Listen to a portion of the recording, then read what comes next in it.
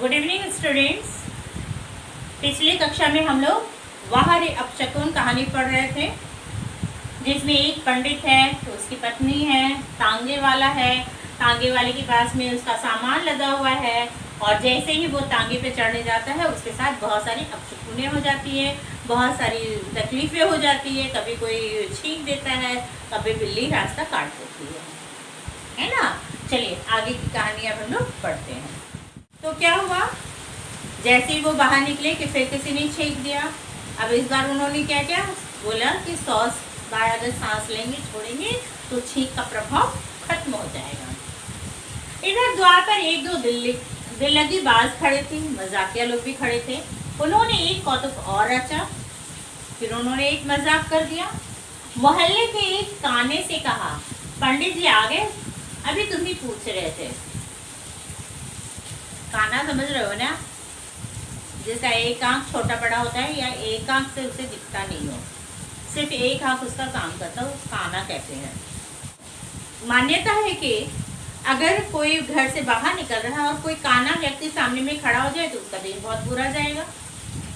अब ये तो मस्तीखोर थे, उन लोगों ने पंडित जी के साथ फिर मजाक किया। काना को कहा कि चलो तुम्हें पंडित जी तुम्हारे बारे में पूछ रहे थे। अब काना पंडित जी के सामने पहुंचकर बोला, क्या हुक्म है पंडित जी। काने बेचारे को नहीं पता है कि क्या यहाँ पर तमाशा हो रही है, क्या घटना घट रही है। उन्होंने तो सीधा आकर के पूछा कि पंडित जी क्या हुक्म है, बोलिए क्या आज्ञा है। पंडित जी उसकी सूरत देखी तो उनके हाथ पैर ढीले पड़ गए, डर गए। पहले तो कुछ क्षणों तक हक्के बक्के होकर उसका मुंह ताकते रहे। वो कुछ समझ में नहीं आया कि ये काना आ गया, कैसे आ गया, क्यों आ गया। उसे देखकर एकदम आश्चर्य हो गए। तत्पश्चात उनका मुख एकदम लाल हो गया, गुस्से से लाल हो गया। दांत पीस कर बोले, क्यों भाई काने, तुझे भी इसी वक्त आना था। गुस्से से उन्होंने चिल्लाया, क्यों भाई काने, तुम्हें भी इसी वक्त आना था जब मैं बाहर जा रहा हूँ। काना बोला, पर पंडित जी आप ही तो मुझे पूछ रहे थे। पंडित जी बोले, मैं जानता हूँ यह सब मोहल्ले वालों का किया कराया है। मोहल्ले वालों को किसी के लाभ हानि से क्या, उन्हें तो हरदम मजाक सूझता है। अच्छी बात है, अब मैं यह मोहल्ला ही छोड़ दूंगा। तांगे वाले उतार दो सबब, अब नहीं जाएंगे। गुस्से से तो हो गए, उन्हें बहुत गुस्सा आया। उन्होंने कहा कि अब सामान ही उतार दो, अब मुझे नहीं जाना, इतनी सारी अपशकुनें मेरे साथ उतर गई है। तांगे वाला बोला, तो मेरी मजदूरी लाइए, भाड़ा दीजिए। पंडित जी मजदूरी कैसी। तांगे वाला, इतनी देर से खड़ा जो हूँ, इतनी देर में तो मैं 1 रुपया कमा लेता, घंटा भर खड़ा रहा। अब कहते हैं असबाब उतार दो, मुझे क्या, चाहे जाइए चाहे ना जाइए, मेरी मजदूरी दे दीजिए।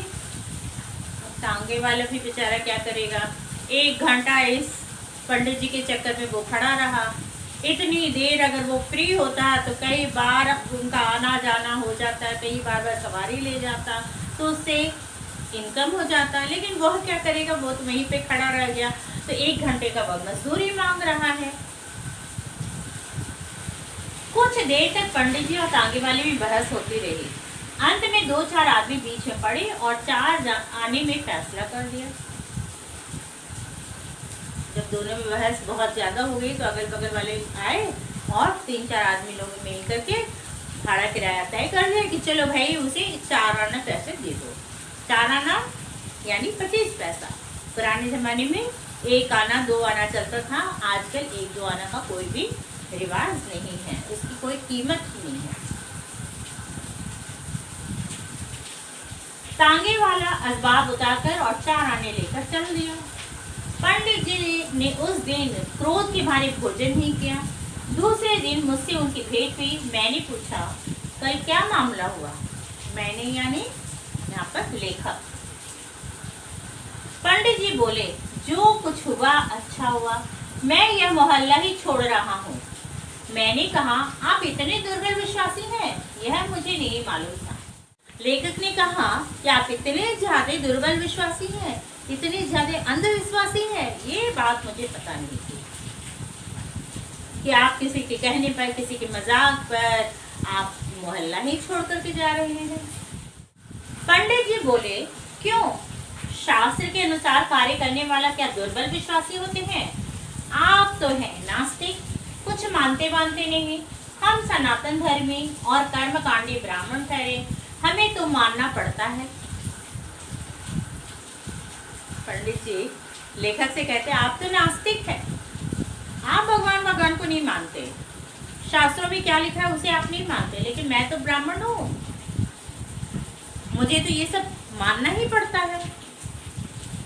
मैंने पूछा, यदि कल चले जाते तो क्या होता? पंडित जी बोले, होता कुछ जरूर, चाहे जो होता, संभव था कि रेलें ही भिड़ जाती। पंडित जी उदाहरण दे रहे हैं कि अगर वो चले गए होते तो क्या होता? हो सकता ट्रेन ही आपस में टकरा गई होती। मैंने कहा, रेलें तो कहीं नहीं भिड़ी। पंडित जी, मैं नहीं गया इसलिए नहीं भिड़ी, अगर पंडित जी चले जाते तो रेल भिड़ जाती। रेलें न भिड़ती तो कुछ उपद्रव हो जाता, होता जरूर, कुछ ठिकाना है। 4 अपशकुन, 2 दफा छींक हुई, 1 दफा बिल्ली रास्ता काट गई। खैर यह सब हुआ तो कोई चिंता नहीं, हमने उसका उपचार कर लिया था, परंतु अंत समय वह काना सामने आ गया। सबका तो उपचार किया उन्होंने, तो उन्होंने क्या किया? जब पहली बार हुई तो पानी पी लिए, फिर 100 बार राम का नाम जपे, फिर 100 बार उन्होंने सांस ली और छोड़ी। लेकिन सबका उपचार होने के बावजूद लास्ट में क्या हुआ? एक काना सामने आकर खड़ा हो गया। अब क्या करेंगे? तो उन्होंने जाने का प्रोग्राम ही कैंसिल कर दिया। अब उनको लग रहा था, पंडित जी को लग रहा था कि अगर मैं जाता तो कुछ ना कुछ दुर्घटना जरूरी होती। खड़ा हुआ, इसका तो कोई उपचार शास्त्र में भी नहीं है, क्या करता? नहीं गया, मतलब तक आना खड़ा हो गया, क्या करते? प्रोग्राम ही कैंसिल कर दिया। काना विप्र मिले मगमाही, प्राण जाए कुछ संशय नहीं। उन्होंने दोहा भी क्या सुनाया? काना अगर सामने में रास्ते में आ जाए तो दुख का पहाड़ टूट जाता है, प्राण चली जाती है, इसमें भी कोई संशय नहीं है, इसमें भी कोई दो मत नहीं है। काना सामने आ जाए तो कुछ न कुछ होगा ही। मैंने कहा, तब तो आपने बड़ा पुण्य कमाया, यदि आप जाते तो रेलें भिड़ती, केवल आपकी हत्या करने को अन्य लोग मुफ्त में मरते। अब ट्रेन भिड़ जाती, रेल भिड़ जाती या टकरा जाती तो क्या होता? सिर्फ यही तो नहीं मरते ना, उसमें लाखों व्यक्ति सवार थे, वो लोग भी उनकी भी मृत्यु हो जाती। पंडित जी से हिलाकर बोले, हाँ बात तो ऐसी ही थी। मैंने कहा, शास्त्र क्या चीज है? शास्त्र की बदौलत आप स्वयं भी बच गए और दूसरों को भी बचा लिया। यदि शास्त्र न जानते होते तो काहे बचते? क्यों है ना? उन्होंने कहा कि शास्त्र भी सोचो कैसी चीज है कि आपको पता था कि हाँ ऐसा ऐसा होता है तो आप बच गए, इससे कई लोगों की जानें बच गई। अगर हमें शास्त्र का ज्ञान नहीं होता तो क्या होता? कई लोग मुफ्त में मारे जाते। पंडित जी, और क्या, इन सब बातों का विचार रखना चाहिए। पहले हम 2-3 बरस एक मोहल्ले में रहे, वहां की दशा क्या बताऊं। उस मोहल्ले में 5 काने हैं। घर से किसी समय निकलो, एक न एक काना सामने खड़ा है, नाक में दम हो गया, क्या कहें। जब कभी कहीं आवश्यक कार्य से जाना हो तो पहले से आदमी दोनों कानों पर खड़े कर देते कि कोई काना हो तो उसे युक्ति से हटा दें, फिर भी अधिकतर मिल ही जाते थे। जब तंग हो गए तो मोहल्ला ही छोड़ दिया। पंडित जी बोलते हैं कि पहले जिस मोहल्ले में रहते थे, 2-3 साल जिस मोहल्ले में उन्होंने था, वहाँ पे 5-5 काने व्यक्ति थे। अब घर से जब भी बाहर निकलो, कितनी भी जरूरी काम हो तो क्या कोई ना कोई काना नजर आ जाए। अब काना जब नजर आ जाते तो वो वापस चले आते घर में। तो इसके लिए उन्होंने बहुत उपाय करना पड़ता था, कोई ना कोई युक्ति निकालनी पड़ती थी कि रास्ते में जाते समय कभी भी काना ना नजर आए, लेकिन जितना भी करो कोई ना कोई काना मिल जाए, इसलिए उन्होंने उस महल्ले को ही छोड़ दिया। मैंने कहा, ओहो, तब तो इन कानों का एक अलग ही मोहल्ला बसाना चाहिए। लेखक कहते हैं तब तो जितने भी काने लोग हैं सबको एक मोहल्ले में ही रखना चाहिए।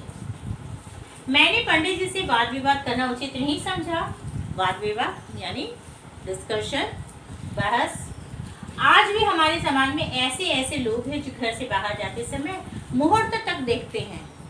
अगर मुहूर्त अच्छी नहीं है तो नहीं जाएंगे। किसी को नंगे सिर देखा तो ललकारा, हटो सामने से सिर ढक लो। यदि कोई औरत सामने खाली घड़ा लिए खड़ी है तो इसे कहो घड़े में पानी भर ले। इस बिल्ली को हटाओ, रास्ते में खड़ी है। ऐसा न हो रास्ता कट जाए। यदि किसी ने टोक दिया, कहिए महाराज कहाँ चले हैं। बस गजब हो गया। बरस पड़े, आप भी गजब आदमी हैं। इतने बड़े हो गए पर तमीज ना आई। सरासर देख रहे हो कि काम से जा रहे हैं फिर भी टोक दी।